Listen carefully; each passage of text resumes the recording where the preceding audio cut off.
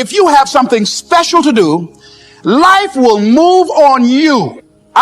If it were not for life, I would still be a disc jockey.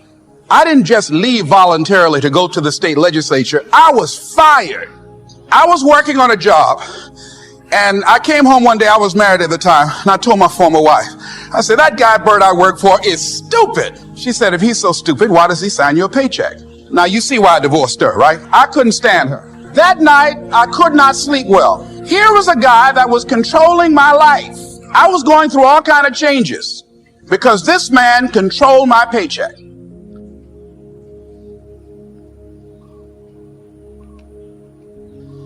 And it was Carlyle who said, truth crushed to earth shall rise again.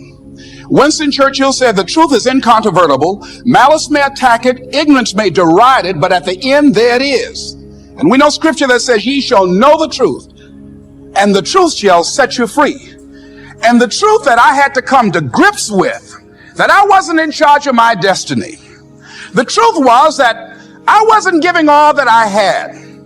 The truth was that there are some things that I wanted to do, but I didn't have the courage to act on those things.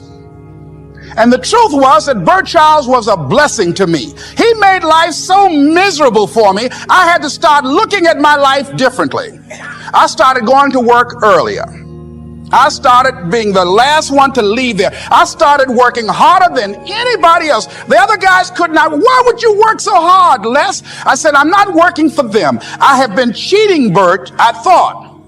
I've been cheating myself and my family. Wherever you are, whatever you're doing, do it with everything that you have. Develop the habit of giving more than what you're paid for. Develop the habit of setting standards that others will be measured by. Someone said, do not go where the path may lead, but go where there's no path and leave a trail. The moments when you get knocked down and you're wondering whether it's even worth it to get back up. See, those are the times when you've got to ask yourself, who am I going to be? And I want to be clear, this isn't just some vague platitude about building character. In recent years, we've actually been seeing a growing body of research that shows that skills like resilience and conscientiousness can be just as important to your success as your test scores or even your IQ. For instance, West Point cadets who scored high on things like grit and determination were more likely to complete basic training than those who ranked high on things like class rank, SAT scores, and physical fitness. So what we're seeing is that if you're willing to dig deep, if you're willing to pick yourself up when you fall, if you're willing to work until your weaknesses become your strengths, then you'll develop a set of skills that you can mold and apply to any situation you encounter, any job you might have, any crisis you might confront. But you got to make that choice. Who are you going to be? So graduates, think about how this will apply to your own lives in the future. As you move on, you're going to come across all kinds of people from all different places and faiths and walks of life. And you can choose to pass them by without a word, or you can choose to reach out to them, no matter who they are or where they come from or what ideas they might have, embracing the diversity of experience and opinion that surrounds us everywhere we go. So I encourage you all, seek it out. Don't just spend time with people your own age. You would be amazed at the wisdom they have to offer. If you're a Democrat, spend some time talking to a Republican. And if you're a Republican, have a chat with a Democrat. Maybe you'll find some common ground, maybe you won't. But if you honestly engage with an open mind and an open heart, I guarantee you will learn something. And goodness knows, we need more of that. Because we know what happens when we only talk to people who think like we do. We just get more stuck in our ways. You can get past all that. You've got the freedom of an open mind. And thanks to today's technology, you're connected to each other and to the world like never before. So you can either choose to use those opportunities to continue fighting the fights that we've been locked in for decades, or you can choose to reject those old divisions and embrace folks with a different point of view. And if you do that, The latter, who knows where it might take you? And let me just share just a little secret before I end. As someone who has hired and managed hundreds of young people over the course of my career, the answers to those questions, believe me, are far more important than you can ever imagine. Whether it was during my time as a lawyer, as an administrator, as a university, a nonprofit manager, even now as First Lady, I have never once asked someone I was interviewing to explain a test score or a grade in a class. Never. I have never once made a hire just because someone went to an Ivy League school instead of a state school. Never. What I have looked for is what kind of person you are. It is easy to be negative today. It is easy to have low morale today. I was at a corporation and they're going through downsizing and going to lay off some 1,500 people over the next few weeks. It's very depressing there. And those people that stay there 9 times out of 10, they're just going to do just enough to keep from getting fired. Anybody can do that. But if you can begin to harness yourself and say that where I am, I'm going to do the best I can with what I got, because that is an expression of who I am.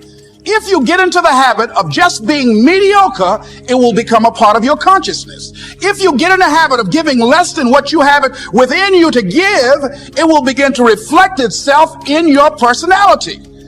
It will begin to damage you psychologically. And you don't want to be a part of that kind of self-destructive behavior. And so you want to set some high standards for yourself. The next thing, part of what feeds that hunger, you've got to develop a sense of urgency. Aurelia said, stop living your life like you have 1,000 years to live. In life, you're either here today and you're gone today. If there's something that you want to do and you can't do it all at one time, do just a little bit of it. I like what Robert Schuller says. He said, by the yard it's hard, but inch by inch, anything is a cinch. Do just a little bit of it. A friend of mine, Bobby Kerr, used to be a roommate. Bobby wanted to go into the area of public relations. He loved working with the public. Young lady he wanted to marry named Clarice. Bobby was a great procrastinator. Pretty soon, the job where Bobby worked, they transferred him to another location. He went out to celebrate with the people on that new job site. And Bobby suffered a massive heart attack and died. Bobby didn't drink and didn't smoke, was under 40, and he died. Ask your question, how much time do you have left? How much time do you have left? When you start thinking about that, we don't know. We don't know. Bobby took all the greatness and all of the talent and all of his abilities to his grave with him. One of the things he could have put in parentheses under his name, he didn't use all his stuff. And most of us do that. Most of us don't use the stuff that we have brought into the universe. And we want to make a conscious, deliberate, determined effort to start living life with a sense of urgency and using what we've got, using ourselves up, sharing what we brought into the universe to share. Because if we don't, nobody else will. Many of you have great things ahead of you. Many of you have big things coming in your life. But the enemy would love to chain you and stop your feet from going forward. Stop your life from moving out into the unknown by 2 chains. The chain of fear and the chain of doubt. Fear that says, you can't go where you're supposed to go. You can't do what you need to do. You don't have what it takes. The fear of someone, of what someone might say, of what someone might think. You might fail. You might get laughed at. What if you don't have it? What if you're not good enough? What if you're not smart enough? The fear, the chain of fear, and its twin is the chain of doubt. Not just doubting if God will help you, because that's what the enemy loves to do. Question and make you doubt, is God for me? Is God on my side? And if he can't get you to doubt that, one of the biggest ways the enemy will keep you bound is to make you doubt your own ability, your own giftedness, your own call, your own talent. Maybe you doubt if you're good enough. You doubt if you've got it. You doubt if you're talented enough or smart enough or good looking enough, all those things, the enemy can put chains on us to say, you just don't have what it takes. And the chain of fear on one part of you and the chain of doubt on the other side of you. I doubt it's going to happen. I doubt I can make it. I've come today to remind you that the Bible declares God has not given you the spirit of fear, of intimidation, of timidity, of being afraid and backing up. If there's an opportunity that God wants to bring into your life, don't you dare let the chain of fear and the chain of doubt hold you back from God's very best for your life. Shake off the chain of fear. Shake off the chain of doubt. There are miracles in your future. Get your hands free. Get your voice free. Get your feet free. Shake off the twin chains of fear and doubt. If the enemy can't hold him with that, if somehow miraculous, he couldn't, it seemed there was no way to get out of that. But if he did, then he had two guards on either side. I believe those guards represent, one of them represents discouragement, because you're going to encounter those guards on the journey to your dream. You're going to have to confront your fear. You're going to have to overcome your doubt.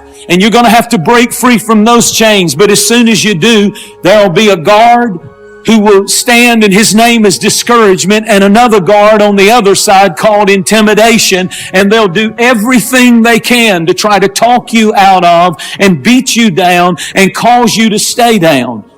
You see, the enemy wants to stop you and keep you and block you from being free. And he'll use discouragement, and he'll use the guard of intimidation. He'll use the chain of fear. He'll use the chain of doubt, even self-doubt, to hold you in the place, the dark place, the limited place that life has put you in.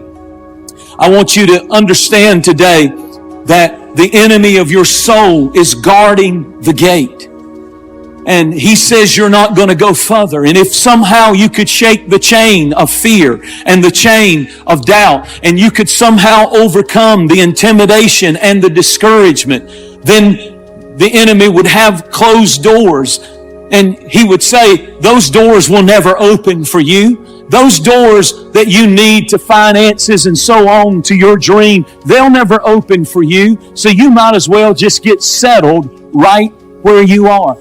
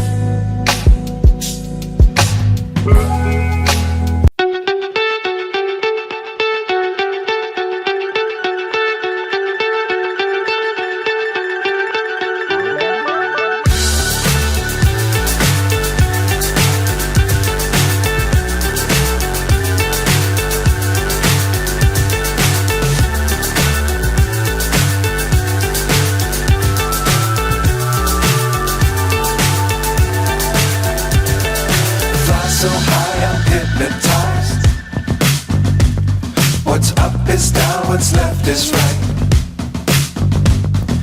Chasing stars and holding you. I can't see the end, but we'll see it through.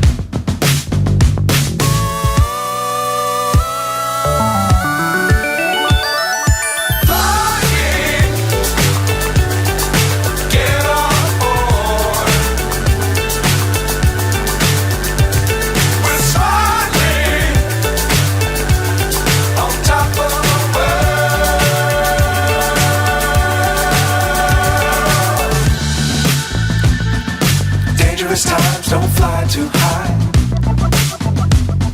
Be sure to keep the ground in sight. Fly forever if you keep it tight. Love the world but keep the sky on your mind.